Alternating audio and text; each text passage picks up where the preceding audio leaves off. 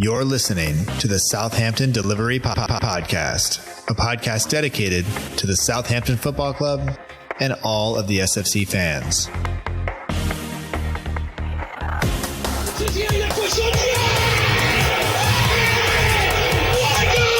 If you want to have guarantees, you have to buy a washing machine. Fonte with a scooping header. We don't lose a match, either we win or we learn. And today we learned.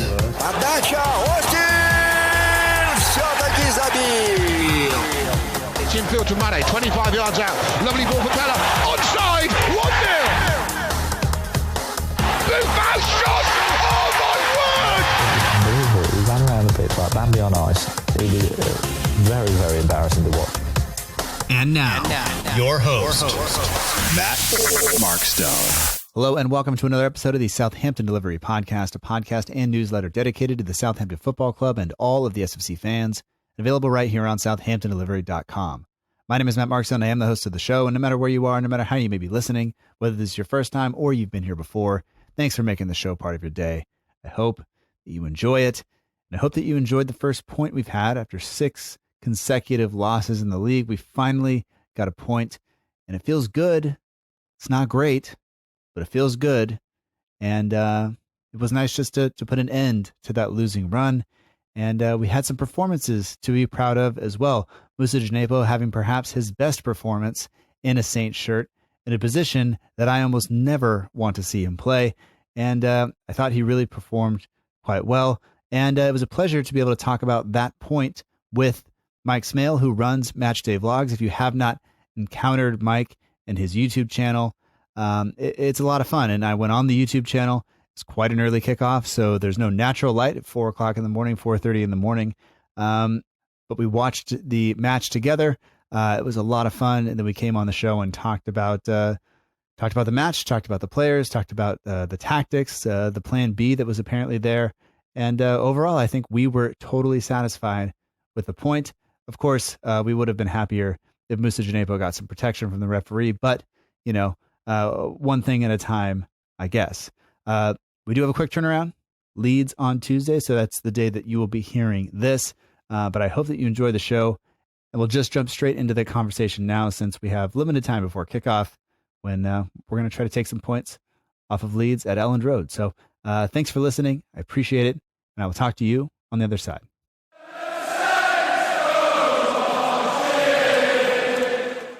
I'd like to welcome back to the Southampton Dellivery Podcast, Mike Smale. You can find him on Twitter at MatchVlogs, on Instagram at MatchDay Vlogs, on TikTok at MatchDay Vlogs, and the link to the YouTube channel is in the show notes. Mike, welcome back to the show. I haven't talked to you in 3 hours because we just got off your YouTube channel, but welcome back, and how are you? Thanks, Matt. No, great to be here. Yeah, no, I'm doing very well, actually. It feels like a weekend of football, that's for sure. I mean, certainly having you on the show earlier was fantastic too. Our first international guest on a watch along, so thanks for that. So yeah, no, I'm doing really well. Well, hopefully, me and the half liter of coffee I brought along were decent company. I enjoyed it.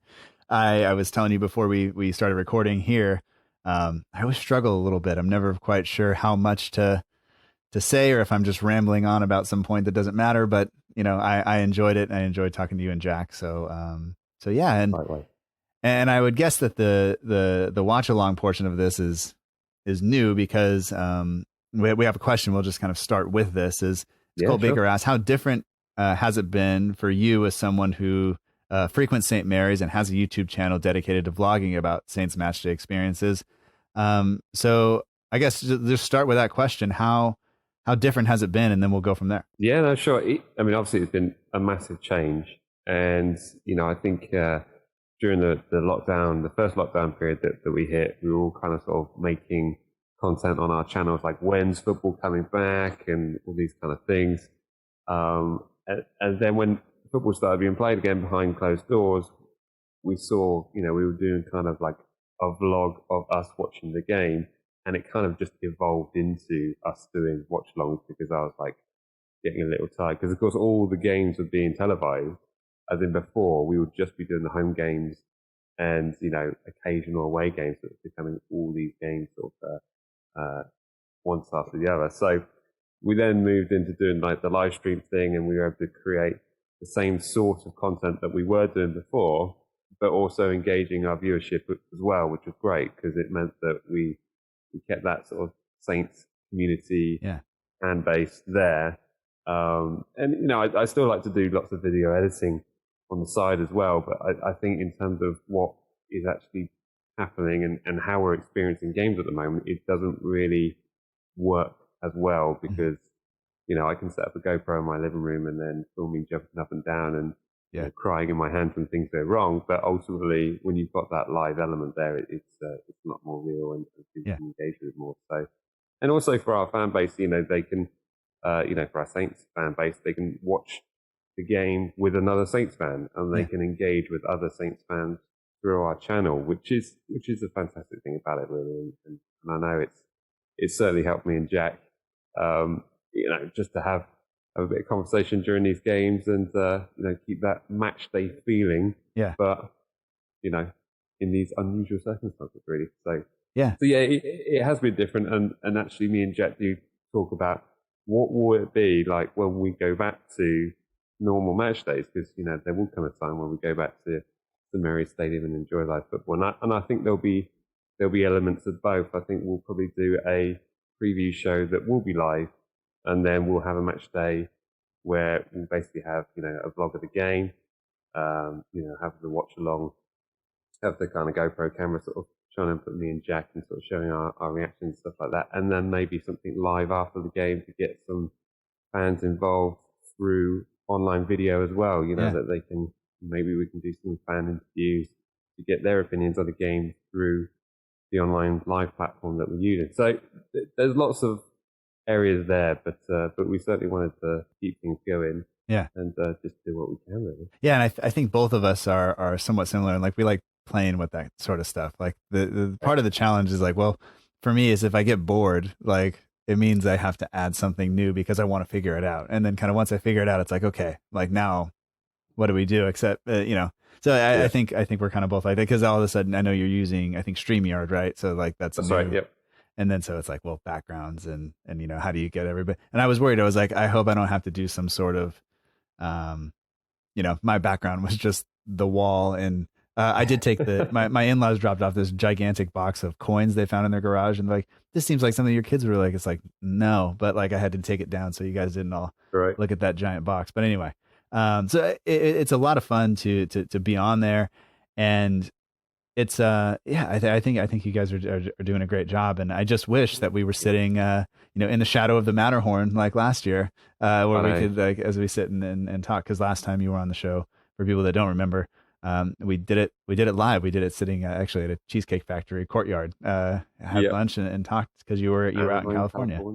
Yeah. No, that was when Wolves fell apart, or when we fell apart against Wolves last year. And actually, I don't think I told you. I was complaining about my hip, that my hip was dislocated the whole time, and I just didn't realize. Really? Yeah, I had to I went to the doctor, and he's like, "Yeah, man, put it back in."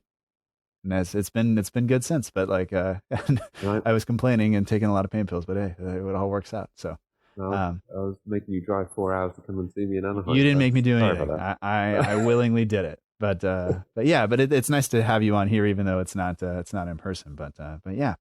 So the vlog's going well, or the channel's going well, and people can find you once again. You're at MatchDay Vlogs on TikTok and Instagram, and then at Match Vlogs on Twitter, and we'll put the links in the show notes. But if people are on those platforms, they can follow along. And you mentioned you do a lot of video editing, and so a lot of the stuff that people, if they didn't watch the whole live thing today, you'll cut that up and kind of make highlights and other things from it, so people can see the reactions and stuff. So if they're interested in that stuff is there. So yeah, I'm glad it's going all right, even though it's, obviously not in person like it normally would be. But yeah, and at least we got to see, I had to share the experience of us actually getting a point for the first time in 6 league games today. And I think that has to be, one of the things that we look at is this was, overall, I assume, just talking to you earlier, this is a big positive today, just putting an end to that losing run.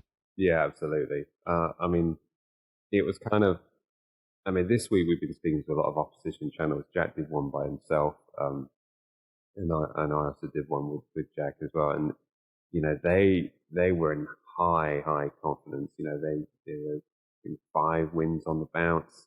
They were in a sort of a record away win streak that they've had. But on the back of our minds, we were thinking, yeah, but you've been playing some, you know, they played Sheffield United, they've played Newcastle at home, you know, Newcastle didn't play with a striker.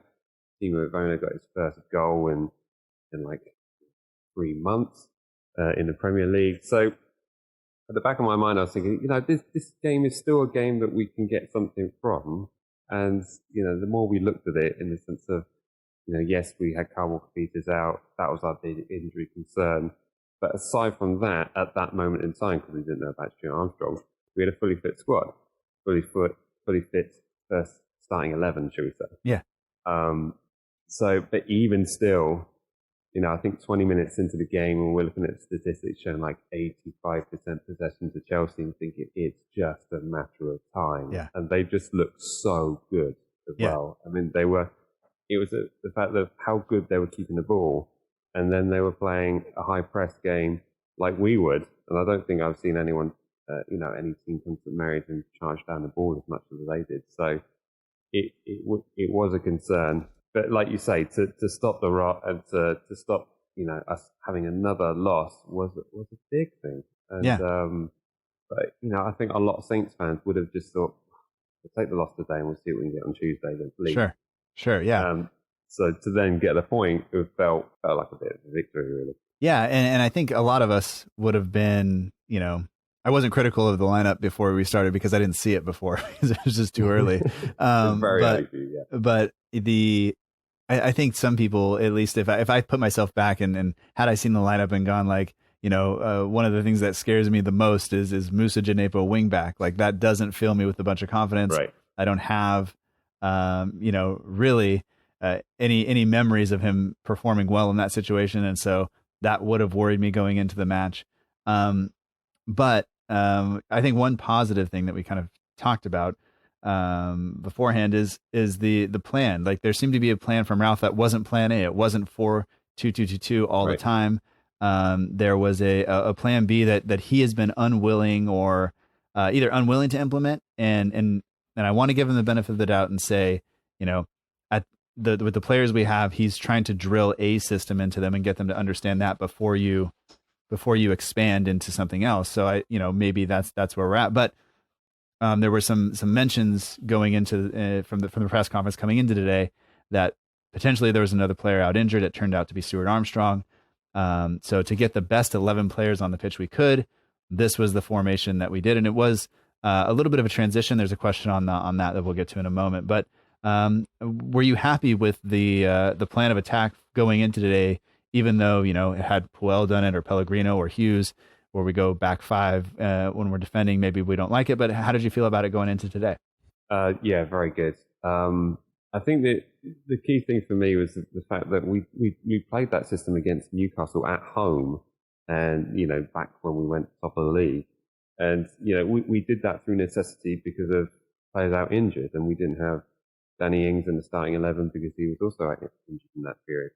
So I wasn't surprised that he went with the system that he did today. I would have been a little bit annoyed, actually very angry, had he gone for like a, Jack Stevens in the right back position and thought he would get a different result against Chelsea after the obliteration that we had against Newcastle in the first half. I mean, that for me, that Newcastle game really annoyed me, and it started, maybe a little bit of a chink in the armour of Ralph Hasenhüttl there to think that, yes, he has said that Jack Stevens can play right back, but we all know deep down that that's probably not true. Right. I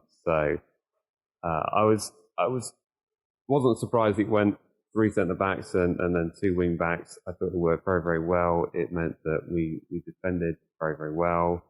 But I think you mentioned on our show earlier as well, I was nervous about Moussa Djenepo in that right wing back position because of the fouls that he makes and some of the times he loses the ball, and he's not the biggest of players. So when you've got an Alonso battering up against you, you're going to come off worse. But the irony that he had the game of his life, arguably, in a position that wasn't familiar for him. So, Yeah. that was a big win for us. Yeah, absolutely. And that was one of those things that I was extremely worried about. But I wanted, that's not the right way to put it. I didn't want Jack Stevens to play right back, but I thought if we're going to get out of here alive, Jack Stevens probably plays right back. And we just kind of concede that side of the field. We keep Alonso quiet. We probably don't push forward as much. But the problem with our squad essentially is Kyle Walker-Peters likes to get high up the pitch. He has pace enough to get back and positional awareness enough to get back, which you saw Stevens didn't have against Newcastle when he, and St. Maximum just was in behind him constantly and dragging Bednarak out of position and all those things. Kyle Walker-Peters frees up Stuart Armstrong to play a more aggressive style because he can stand up and tackle people, he can run with people and all this stuff. And if you put Jack Stevens over there, it just doesn't offer that same level of protection. So kind of whoever you put in front of him has to play more of a defensive role as well, just strictly for pace and overloads and things like that. And so I you lose that whole side of the field. And so I don't think it's a great plan.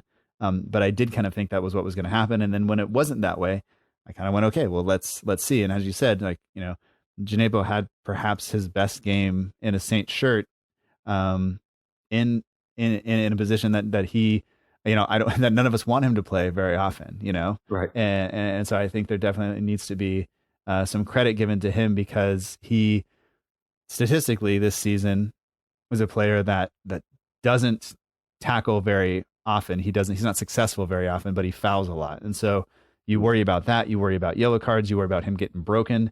We were joking on the channel, or I was joking on the channel, because he's just so skinny. Like his legs are just one size all the way up. There's no, and you just worry about him. He looks so little, and he's not necessarily, but he just looks that way. And I worry about him, but he held up just fine against, Marcus Alonso and everybody else. Timo Werner was on that side as well. And they had a few chances, but after outside of the first maybe 20 minutes, I think he settled in and did well. Yeah, no, absolutely. And he's a small frame of a man. I mean, I think one of the most amusing things you can see is Yannick Vestergaard stood up against, Djenepo on one side and Kyle Walker-Peters on the other, and you just realise the difference in height that there actually is there. But no, fantastic job. Really impressed. And, to think that he got out of those challenges put on him by N'Golo Kante and Timo Werner without any long-term injury is a mystery to me, because, he's arguably, had a feather touch him and he's been out injured for 4 weeks, and right. Yet he's had these stabbing, heel up, studs up challenges, and he's, giving a post-match interview and saying, yeah, we did all right today. It's like, this is fun, that in itself is a huge positive. And, we'll fill him with immense confidence, should it be the same story on Tuesday night against Leeds. Yeah. And you wonder what the turnaround will be and who will be available. There is talk that Armstrong will be available, so you wonder if Djenepo comes in. You wonder if Minamino is going to be able to start again. And we'll just have to kind of wait. We'll come to that, what we think will happen. This will come out that day, so not a ton of time, but hopefully people will get a chance to listen there. But some other standout performances, I think. Salisu, given man of the match on your coverage. I had the commentary off. I wasn't paying attention to all of it, so I don't know if they also gave it to him on our coverage or not. But for him to come in, I think it's his Premier League first start, definitely first start at home. But I mean, a big day for him, and I thought he held up pretty well, other than maybe there was one time where he was almost just, I'll just nod this down to Ryan Bertrand here inside our own penalty area, and it's like, man, just get it away. But he's confident, and you got to give him that. So a good performance from him. How would you? I mean, you think he's worthy of man of the match given what he did today?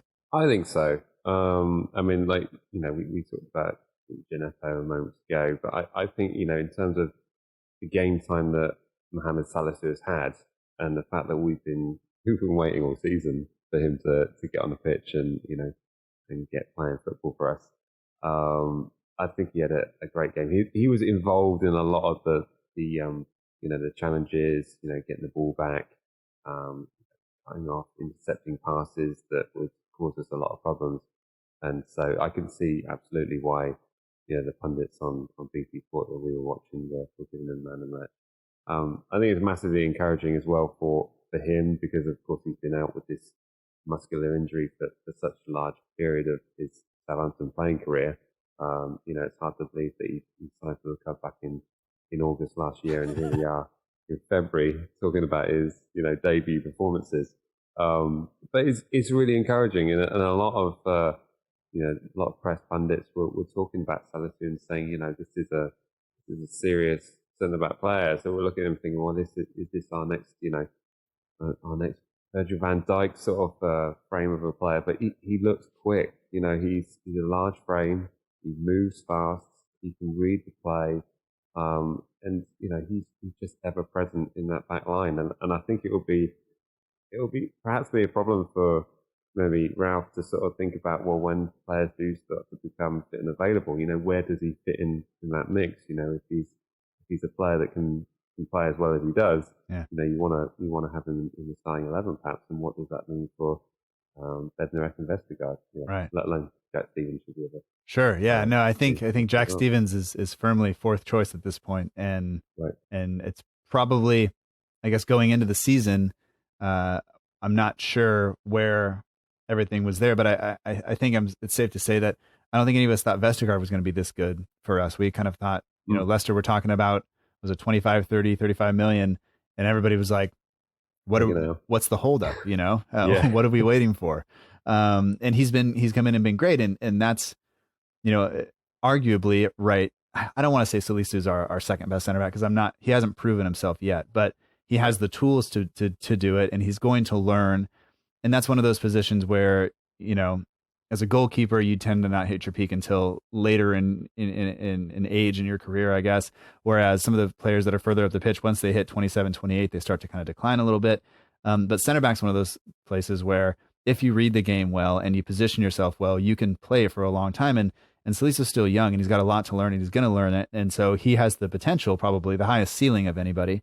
I would still say my preferred pairing is Vestergaard and Bednarek, but I'm not sure. I mentioned it on the live stream. Is I don't know how I feel about Salisu and Vestergaard playing next to each other, because they're both left-sided center backs. Right. And I just wonder about that. If you move Vestergaard to the other side, that long switch to Kyle Walker-Peters isn't there. It's not the same. Can Salisu play that pass? And so things, I have questions about that. But I think that's maybe getting ahead of ourselves. And right now we just appreciate the fact that he came in. He hasn't looked out of place in the back line, not against Chelsea, not in the FA Cup. And you just kind of go like, let's enjoy it, and let's watch him develop. And that's kind of the type of player that we're going to get at Southampton, and we should just kind of be happy with that. Not that we're not settling for anything, but we should be happy and enjoy the kind of the ride that it's going to be, because it's not going to be smooth probably. No, definitely not. And I think it just goes to show what form can actually do for the opinion of a player. I mean, like you said, it's last season we were talking about Yannick Vestergaard and the rumours of him sort of leaving for Leicester or something like that, and we were like, they take the money now. But those performances that he put in just before this last injury that he's just come back from, it was amazing. Yeah. And we're looking at it thinking like, well, it's probably a good job that he's out during January, because I reckon a lot of clubs needing a big lofty centre back would probably be in for him. Yeah. But it's crazy to see how things change. And actually, when you were saying about taking the money, I remember the last conversation we had whilst we were in Anaheim, we were talking about Cedric. And I remember one of the comments you said that if someone gave us 5 million for Cedric, I'd take it right now. And that was the month that you went to Arsenal. So you just can't write. Yeah, exactly. Yeah. I think you sort of willed it into action. So good job on that one. But yeah, it's just it's great to see, and these are the kind of things that we want to see. Djenepo picking up a great performance today. Maybe that's going to set him on a path where we're going to see much better performances there. Redmond's really yet to hit the boil in terms of what he sort of put forward into the squad. Yeah, a lot of question marks about him, but he put in a great assist today. And you always want that for players in Southampton, that they can have these sort of performances that give them the confidence to then take them to that next step. And you know what it's like being a Southampton fan. You know, the player does well, and you're talking about another factor that you're worried about that other clubs are sniffing about. You know, and that's the life of being a Saints fan. Right? Yeah, and I guess we'd rather have that than nobody wanting our players, because we've been there too, and that's not any fun. That's at that point you're showing up to watch West Brom play every day, and that's nobody wants that. Not the only thing worse than actually they played Burnley today, and they actually looked better with 10 men than I would have expected. Won that. But won that. Trying to look at that kit on TV is horrendous. But there you go. Another positive performance. You mentioned Redmond, and we'll come on to lineup questions in a moment. But he's in the squad. He starts kind of next to Ings, maybe behind Ings. I'm not exactly sure. Sometimes he was furthest forward. Sometimes he was behind. It just kind of depended. But he kind of got onto the ball, played a little 1-2 with Romeu, and then Danny Ings created some space and allowed Minamino to run off the center backs, and Redmond slipped him a great pass. Minamino, fantastic finish, needs to get some credit for sitting Azpilicueta down, sitting the keeper down, and then nicely finishing with the outside of the foot. I think that means he's scored now with his left foot and his right foot, which is great. And he's the first opposition player to score against Thomas Tuchel's Chelsea. They've only had own goals up until now, so that's fantastic. So a lot of credit to him, but Redmond instrumental in that. And, I think a lot of us have been critical of Redmond, and myself included. But I thought his assist was great. And then Minamino's performance, he kind of drifted in and out up until then, but he got the goal, which is what we needed, because up until that point, I think that's the first time we touched the ball inside their penalty area all day. Yeah, no, absolutely. It's our first touch in the penalty area, our first shot on target, and we get a goal. It was absolutely brilliant. But yeah, like you say, Redmond, he kind of splits a fan base, really. I mean, we all know what he can do, and we all know that there are top managers out there that absolutely love the way Redmond plays and sees a lot of potential. And we've seen some great stuff from Nathan Redmond. I mean, the amount of times that he's cut inside and blasted it with his right foot outside the box and scored an absolute screamer. We haven't seen that in this season yet, and we all know it's possible. But Redmond, I think, draws a lot of attention, whether it's because of the position he plays.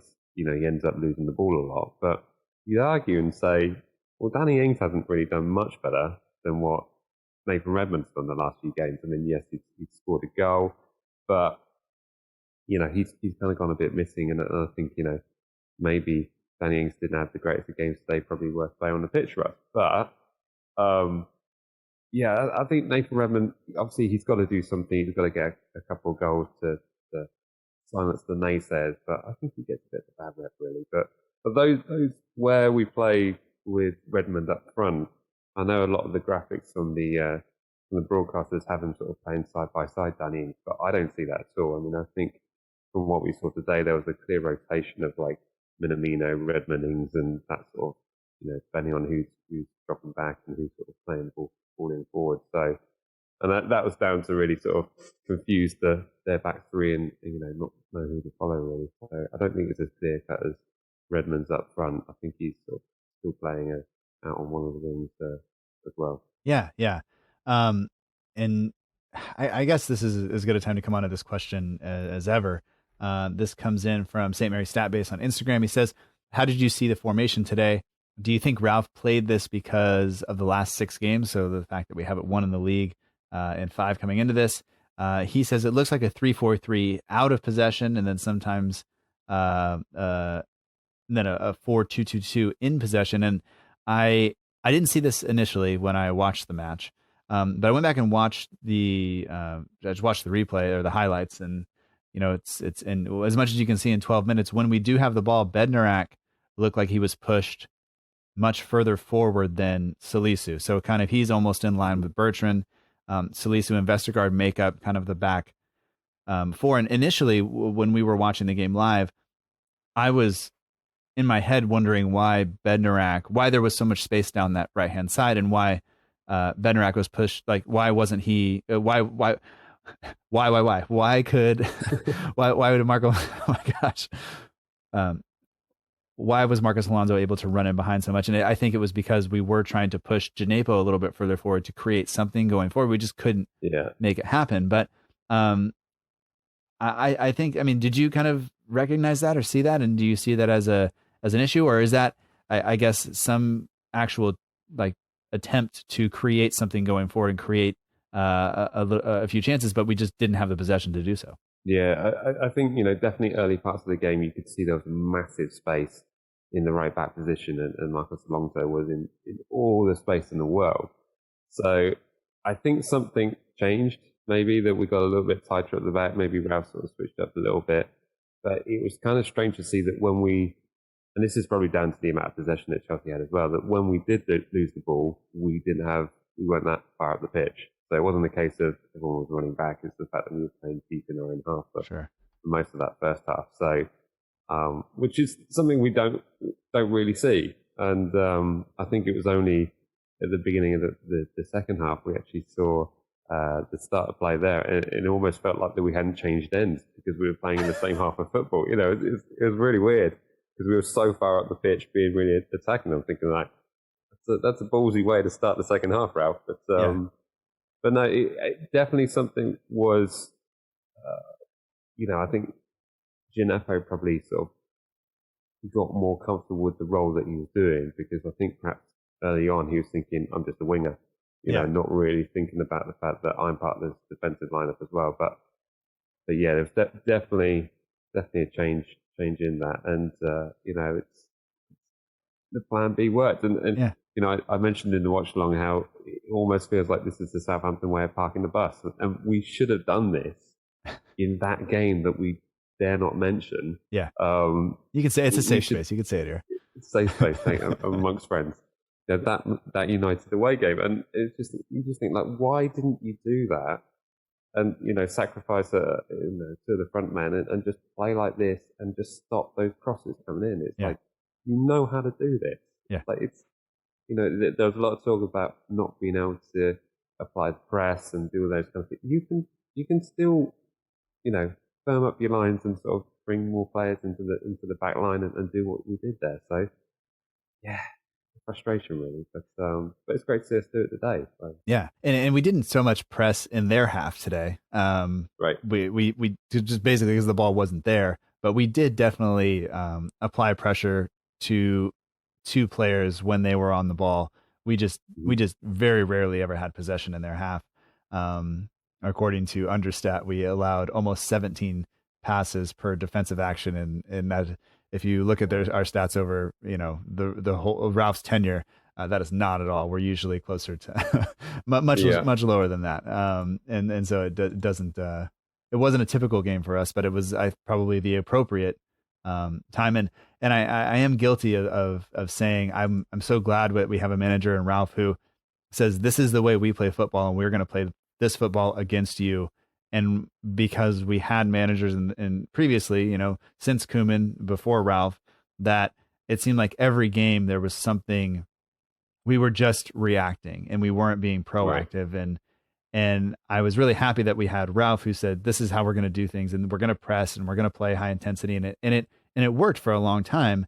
But I think with the personnel that we're missing now, we can't do that. And so I don't want to go back to us being reactive to other teams always, but you're playing a team who's in decent form, who's confident, and you're missing a lot of players. And sometimes you just have to go, this is the right time to do this. And that's what Ralph gets paid for. He's got to make those calls. So I think he definitely deserves some credit today for finally doing it, whether it was him or assistant coach Mark Ruffalo who put that in his head. I'm never going to unsee that if Jack saying that now. So anyway, it wasn't all good though, because we didn't come out. We came out with a point, great performance, happy with that. But there were a couple of things. You mentioned Danny Ings probably being the worst player on the pitch. According to Who Scored, he was. Of course, that goes down because he gave away a penalty. Some people messaging me saying, not sure it was a penalty. Yeah, it was a penalty. I kind of think it's... I wish it wasn't, but it was. Yeah, I don't know. I kind of didn't see anything wrong with the call. And you see there's the instant reaction of Danny Ings to shake his finger kind of on the slow motion replay, but even then it only lasts a second in slow motion, and you don't see any reaction from any of the Saints players. They don't really bug the referee. They don't try to argue it away. It wasn't it, and so because of that, you kind of go like, yep, he got him. And granted, he is putting in the defensive effort. He's coming back. I think Chelsea took a quick corner to lead to that. And it wasn't the greatest touch from Mount. He just tried to kind of chop it back the other way, and it didn't quite come off. And if he gets something on the ball, then I guess it's not a penalty. But he doesn't touch the ball, and it doesn't. And unfortunately, it was Mason Mount, who I absolutely hate, who stepped up and dispatched the penalty.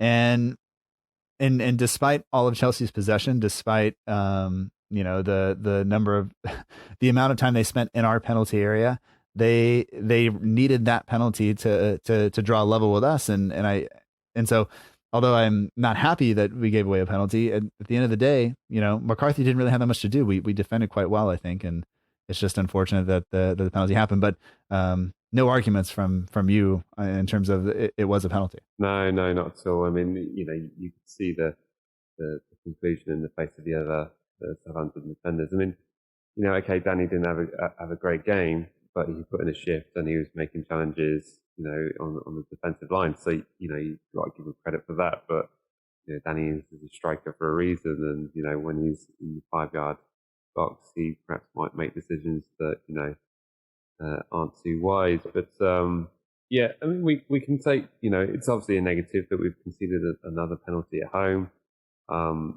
This one actually was a penalty. But we can take a positive from the fact that Chelsea can score an open play against us. Yeah. There was the fact that, with that amount of possession that they had, they still weren't able to break down the defensive lines. Now, you'd say for a club that's conceded so many goals of late, that's got to really annoy Thomas Tuchel in terms of, what he came to St Mary's to hopefully do today and get a win. And to not be able to score from open play, it's got to get him thinking, especially with some difficult games for Chelsea coming up. Yeah, I mean, not the greatest performance from Danny, but it's not like he did anything massively terrible outside of that conceding a penalty. Right, and that sometimes those things happen, and you got to give him credit because he is tracking back and trying to put in the defensive work that we praise him for so often. Sometimes it's going to you're going to give away penalties, and it's just the way it is. We didn't create very many chances today, but I think that the way the game kind of played out, it was going to be that way. We kind of said it was our version of kind of parking the bus. We were pretty clinical with the chances that we had. And Minamino, gets one chance all game, makes it count, and you got to give him some credit for that. Ideally, I would like to see us creating more chances. But we nearly went up then from across a header from Vestergaard in the 70th minute. And I just want to take a second to say that was Nathan Redmond beating a man, putting a ball in the box, which is so often one of the things that we tell him, please do that, please create space, put it in the box. And it was a kind of a floated ball. I think it took a little bit of a deflection across, but Vestergaard stooped and headed, and Mendy was nowhere near it. And if it just is, a foot lower, it's off the underside of the crossbar and in, and we probably walk away 2-1 winners. Absolutely, and Redmond gets the second assist of the game. I mean, these are the small margins that are in our game at the moment. I mean, it's that goal could have gone in. It was kind of it would have been absolutely wonderful had it done that. But it's just where we're at the moment. But we were very clinical, and I think that especially that first half, to have one attempt on goal and score it is exactly what Ralph would have absolutely loved. And we've had chances in the last few games. We had plenty of chances to get the victory away at Newcastle, and it just didn't go for us. We had chances outside of all the decisions that went against us in that Aston Villa game. We just didn't take them, and it kills you as a manager to watch that. I imagine to see all the hard work behind the scenes, and then for it to not come up the way you hope. So, and especially when you come up against opposition like that, you're not going to get many. Right. So for us to be so clinical in the first half, fantastic. Yeah, I want to say I'm counting up the touches on who scored. I think it's 8 touches in the opposition penalty area for us today. Really? I mean, if you look at the touch map, it's just void all the way around their area, other than those the set piece, the headers. So Vestergaard had a header, Bednarak had a header, Danny Ings had one shot that kind of went wide, and then Minamino, and then other than that, it's Redmond out wide, I guess on our left hand side. Trying to find some stuff, and Nathan Tella maybe had one late on as well, but not a lot that we could do because we just didn't have possession, and that's just kind of the way things panned out today for us. Looking at it now, it's only 1 point from 18, I think, if I can do basic math, so that's not a great stat, but we can only improve that going forward. And I think, to go through a drive run like we have, to still to be able to look at the table and say we're not in a relegation battle yet, and I don't want to say yet, but just if we continue on this run, yeah, yet if we continue like this, then we will be. But we built up enough steam early on in the season to protect ourselves from a bad run, where given how fast the fixtures have come around, the injury troubles, we were playing with fire all season, going into a season with a squad as thin as we are. I don't know if you saw the Dutch guy going around on the ice, on Instagram or on whatever, but it was like, this is us going into the season with a squad that's thinner than the ice. And sure enough, you fall in, and that's what happens, and it kind of breaks out from underneath you. But, hopefully we're through that. And I think the last kind of big negative thing today was, Djenepo took a lot of punishment today. Tim Bazant's one of the patrons says, "How many sins have we committed that Moussa Djenepo atoned for by dying on the pitch today?" And then one of the things that we kind of pointed out was, how come Moussa Djenepo didn't get any protection from the referee at all? So, I mean, do you think there should have been a red card involved in what happened with him between Werner and Conte? Yes. Is my very short answer to that. I mean, I'm amazed that they weren't really looked at in any particular depth. I mean, after the game, I saw in circulation lots of images going around of various tackles that we have made on opposition players, and it's been a straight red very quickly. The one that sprung to mind whilst I was watching the game was actually when Djenepo got sent off against Newcastle, the last game that we were actually at Mary Stadium watching live football, and it was just like, how can that not be a red? And these are the inconsistencies of the matchday officials that they have in the Premier League. It's just you cannot simply give one and not the other, and all this kind of thing like maybe the foul happened after another foul was created. It's irrelevant. He's got his studs firmly planted into the player's legs, and it's like, why not us? Why can't we get the decision to go for us when it's like this? I mean, in all honesty, I think the Conte one would have been a little bit harsh, maybe, but in terms of the letter of the law of what we've had players sent off for, it's exactly the same as Djenepo on the Newcastle player that I forget who it was that he found, but it's a carbon copy of a red card offence that we've had players sent off for. So it's incredibly frustrating to see those not go for us. But for Djenepo to come out of that game uninjured is a complete mystery to me, because, like I said earlier, he's had the minor touches, and he's been out 4 weeks, 6 weeks out off injured. So I mean, who knows? He might turn out that he's injured after this, but there we go. But no, fantastic that he's able to come out of that. But just so frustrating. And we're seeing it time and time again, whether it be red cards, whether it be handballs.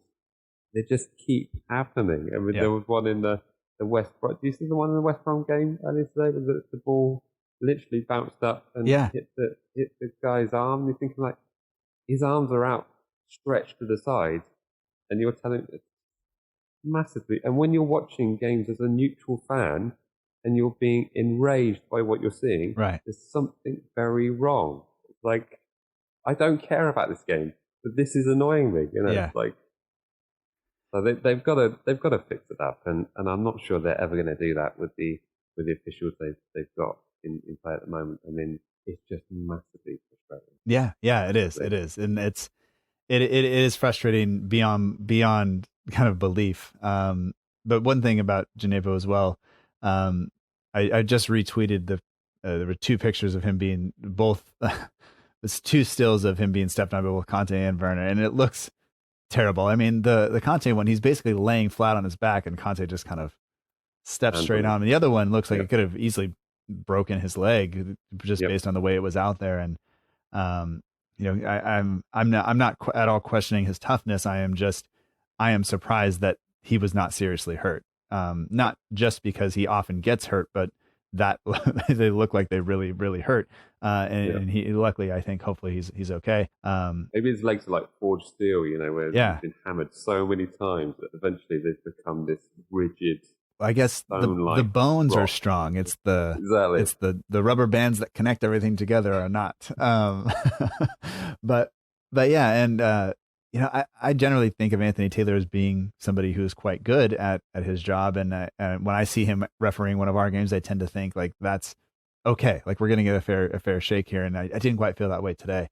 Mostly just because of those two, not because of the penalty, but because of those two. He didn't. I think that's a decision. I think it's sorry to jump in there. I don't. No. I think that's a decision for the VAR though.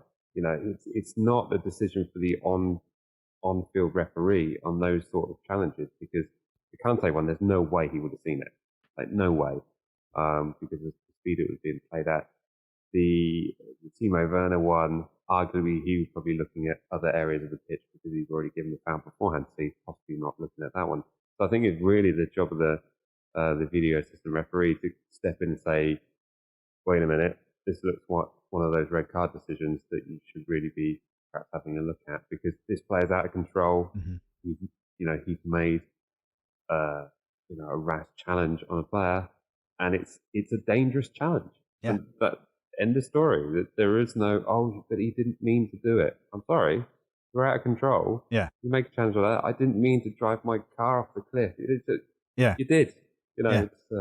Sorry. Sometimes accidents, you still have to pay for them. Exactly. There's somebody still at fault here, and you endanger the opponent. Yeah, yeah. So yeah, I totally get it. Just, I guess a couple more questions to kind of wrap things up. Kevin McGee, one of the patrons of the show, says, when I look at the Chelsea bench and see the amount of quality they have, and that can't get a game, and also we couldn't afford any of them. What's the difference between us and them? Is it just an owner that's willing to lose money? That's the difference between them. They have that, and our owner is unwilling. And I guess what do you see as part of that? I think in terms of obviously Chelsea are the club where they've got an owner who loves investing money in the club, and if Chelsea have a problem, he chucks money at it. And I don't think there is any other club, maybe Man City, but they just chuck money regardless whether there's a problem or not. So they're kind of in a position where they can do that. And Chelsea now, they've won a lot of competitions. They're a bigger worldwide brand. They sell a lot more shirts internationally, so they're going to have more overseas revenue coming into the club from sponsorship through all these kind of things. All these big name players. It all builds revenue for the club. But it does sort of shine a light on the fact that how the Premier League is structured, there's something fundamentally wrong about it. And I know there's been lots of plans of doing things with the Premier League to help safeguard the investments of the bigger clubs and do something with it. But when you look at Chelsea and they've arguably got a starting 11 sat on the bench, and they can literally throw out a world class side. I mean, they brought on two substitutes that was considered of £100 million worth of players just walking onto the pitch, and it just shows you the massive difference. And that the fact that we can still compete against that,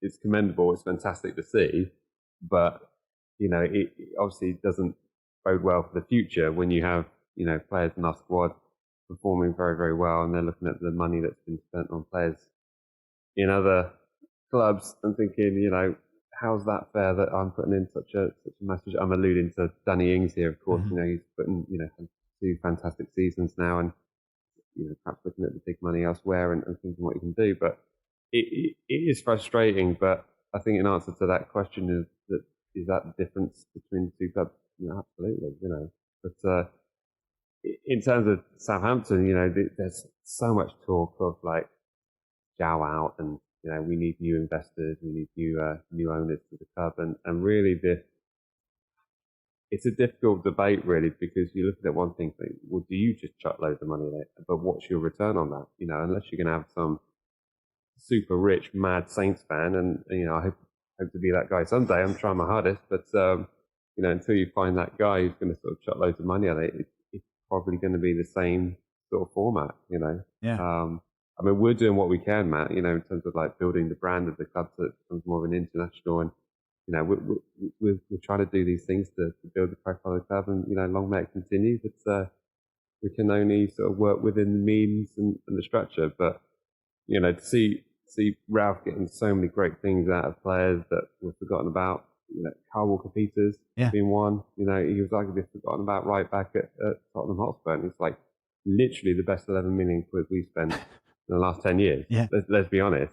And when Danny Ings came to the club, everyone thought, well, that's sick note. He's going to be sat on the bench all the time, and everyone just wrote it off completely. But he's performing very, very well, and we're going to see more and more players come through with that, which is exactly what you want at Southampton, really, and it's exactly what we've been good for in so many of those previous glory years that we had. Yeah, and I think one other difference is they spent a ton of money to get to where they're at, but now they are in a position where they are challenging for Champions League places, and just playing in that competition brings in an amount of money that separates them from the teams who aren't there. Like for instance, there's talk of Dortmund. If Dortmund don't get into the Champions League this year, in Germany, there's talk that they may have to sell Haaland and Jadon Sancho and a couple of other players that you would look at and go like, but that's who you're building your team around. But simply the reliance on that money is huge, and you saw what happened when Arsenal stopped getting into the Champions League, and they've kind of struggled to sign more players without owners that are willing to pump money into it. And they do have an owner that has a lot of money, and I think when we think about people who buy football clubs, it's sad to think of it as they see it as an investment, but it's often a losing investment. They are, it's already costing Gao a ton of money just to have the club be where it is. He, even though you consider the money that comes in from the TV rights deals and things like that, without fans going in there, without us, selling a big name player, we're going to lose money, and that's just the way it is. So I do think that having an owner who is, I think having an owner who, has more money, yes, that is a big deal. But having an owner that is committed to winning and not just having it as an investment, I think is also a big deal. I also think that having an owner that's allowed in the country is probably, nice to have as well, which, Chelsea don't have that luxury at this moment in time. But I definitely think that the money is part of it. And a millionaire can own a football club, but if it's a billionaire, that's a huge difference, right? That's a huge. And I think that's what frustrates a lot of Saints fans, that they see that net worth of Jow, and they think like, well, surely what is he, like 15 billion or something? I don't know. It's ridiculous. I mean, he's well within like the top 3 wealthiest owners of the club of clubs in the Premier League. But it's a fact that he hasn't invested that much. I mean, his net worth is spread out across so many things. He's probably tied up in property all over the world. But it's just a case of, I think when fans see those headline numbers and they think like, well, can't we buy a player for 25 million, please? It's like, surely that's pocket change on something like this, especially when we see clubs around us, the likes of Aston Villa spending hundreds of millions on additions to their squad, and Everton investing so much money in the squad, and West Ham sort of playing players. I mean, that's what's really aggravating our fan base, I think, is the fact that the investment that they're seeing from other clubs, whether it be good or bad, whether it be that they're borrowing money to build this, and actually they're eventually, putting themselves in financial difficulty. But that's that's where the fan base, I think, is sort of divided in the sense that they're not seeing investment in Southampton that they're seeing other clubs do. It is frustrating. I think Roman Abramovich, 11.3 billion, second wealthiest owner in the Premier League, behind I guess that's the state of Saudi Arabia. Sure. Or whatever. Anyway, all right. One more. It's early, but Minamino, the partner page of the show, the Southampton page, put out a tweet. So Minamino is one of those loan players we're going to fall in love with and to be really sad when he leaves. And somebody said, well, what if we buy him? And then Al Capone 156 says, should we buy Minamino in the summer? And I think we were talking earlier, Minamino, Walcott. Which of those do you take? If you could choose to keep one, I guess who would you keep out of the two of them? That's a really tough question. I mean, I think it's in terms of who would I like to keep and who I think will keep. It's two different things. I'd like to keep Minamino. I think he's at the as big as a romantic as I am, and as much as I love to see Theo Walcott finalise his end of his career at Southampton Football Club, I can just see. I'd like to see Minamino. Perhaps I think what would be more realistic is the fact that Minamino may extend his loan spell at the club. I think whether or not we'll be able to buy him, it's just going to be down to things like players' wages. We're just so far behind a lot of the other clubs in the league. It all depends what he's on a week and whether or not we can afford it. Theo Walcott being a different one. I mean, Everton are subsidising his wages.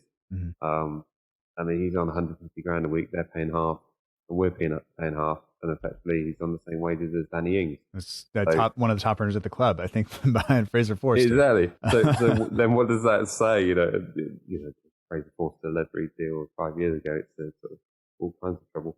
But yeah, I can see Theo taking a pay cut and perhaps staying on at the club, and because he's getting game time and he's enjoying his football under Ralph Hasenhüttl. But purely on quality of the player as it stands now and where they are in their career, I'd like to see Minamino if I had to choose. Yeah.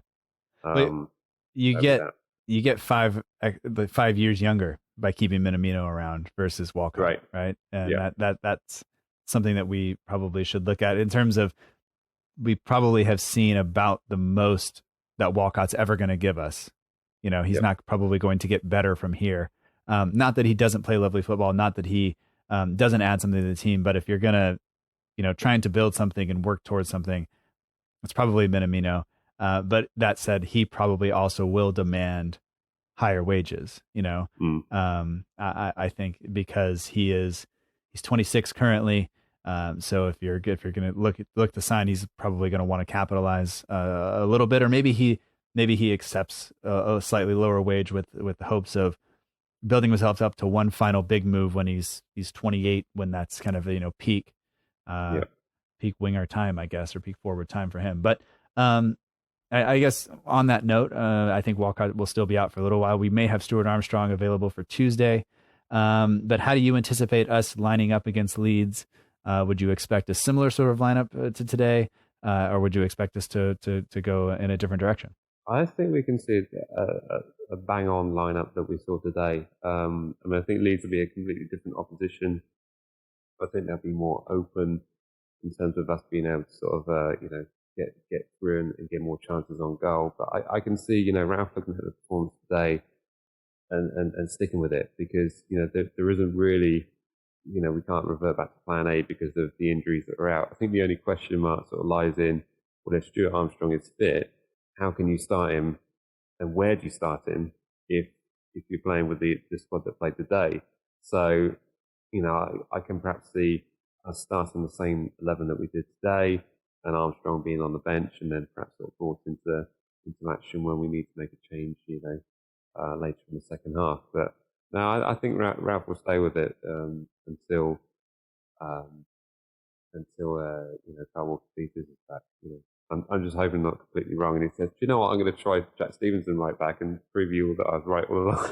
If Armstrong comes back in, I think we go back to the 4-2-2-2 with Armstrong on the right. But as I kind of said earlier, I don't think that allows Armstrong the freedom to drift inside and kind of get in behind the forwards or between the lines and create the way he does. Because if you look at the goal we had last week, it was him coming all the way across the field, taking a touch, skipping by Traore, and then kind of putting in the cross to find Danny Ings. And he needs that freedom. If he is worried about defensive responsibilities, not that he doesn't track back and help out, but if he's worried about that first and foremost, you'll lose that going forward, which is what he brings, to the team. But if he's going to play in this system, I think it's maybe Nathan Redmond that misses out a little bit, and you kind of see him adopt that role where he's going to kind of play behind Ings a little bit. But I don't know if that's his best position or not, especially as well as he's been working, as that on the right side with Kyle Walker-Peters. And I do think Kyle Walker-Peters is super just instrumental in how we play and allowing us to play the system that Ralph wants. And I think he's so instrumental that I wrote about it in the latest article. And just the difference with him in the lineup and him out of the lineup is astronomical. And he's not the only cause of that, but I just think it's super important. So if people want to check that out, they can head to the website. It is the most recent article. It's very clearly titled "Missing Kyle Walker-Peters," because it makes me want to cry when he's not there. But if people want to follow you on Twitter or Instagram or TikTok, or check out the YouTube channel, all the links are below. But you're on Twitter at MatchVlogs, on Instagram and TikTok at MatchDay Vlogs. And I just want to say thanks. It's been a pleasure to have you back on. Pleasure to join the channel earlier today. I was a little bit, as I said, worried about rubbing sleep out of my eyes at 4:30 a.m. But hopefully it was good company. You did a great job. We forced you on live TV at the early hours of the morning, so you did absolutely. And like I said, you arguably looked more awake than me and Jack did, and we were in Greenwich Mean Time over here, and it was midday for us. But yeah, such is the way. So good job. There was no natural light. That's all I can say. There was no natural light at that point, but that's okay. And I see, people won't see this, but I can see behind you. That's the Golden Gate Bridge. It is. It was the only green screen option on Zoom, so I thought I'd just pick one. All right. Well, it looks very nice, and I appreciate that. And I hope, I hope everything goes well. I hope your family's okay. I think last time we talked, your wife had just suffered some sort of skiing accident. Right. Yeah. She's okay. Yeah. It's she did something while skiing. You're gonna make me sound really posh now, aren't you? No, it's not on purpose. But no, it was an injury that apparently skiers and professional footballers get. It's the exactly same injury that Virgil van Dijk's got. Okay. So it's what happens to professional athletes and Virgil van Dijk. So Jordan Pickford came in super late as she's getting off the ski lift, and she came off the ski lift. It was Jordan Pickford there, thinking the ball was out of play, so he can do what he wants. But I hope everybody's all right, and I just want to say thanks again, and we'll do this again. Sounds good. No, I enjoyed it.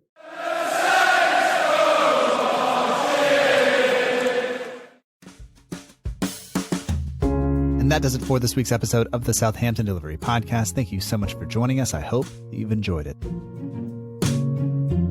Special thanks this week goes out to Mike Smale. You can find him on Twitter, Instagram, TikTok, and YouTube. All of the links are in the show notes, and I would appreciate it if you went and followed him, especially if you like engaging content. If you just need somebody to watch a match with, the YouTube channel is there. You can feel like you're sitting around watching Saints play with some friends. You don't have to break any rules to do it. I'd like to thank all of you once again for listening, and a special thanks to the patrons of the show for helping make sure the show continues. If you would like to be a patron of the show, you can go over to patreon.com/SFC Delivery. However, I know this is the middle of a pandemic, so no pressure. But if you're enjoying the show, please consider leaving a review on iTunes or wherever you listen. The show has a couple of partners. The We Are Southampton page on Instagram does the logo for the show. For all your matchday edits, polls, competitions, and more, be sure to check out the We Are Southampton page on Instagram. The Southampton page on Twitter will keep you up to date with everything going on around the Southampton Football Club. To get in touch a little bit more with the history and culture of the Southampton Football Club, check out the Saints Archive.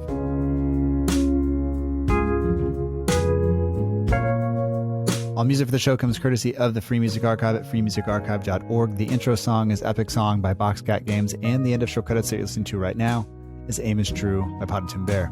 We'll be back next week. Be sure to look for a written piece up later this week on SouthamptonDelivery.com. If you want to follow us on social media, we'll catch you there too. That's it for this week. And until next time, remember that together, we march on.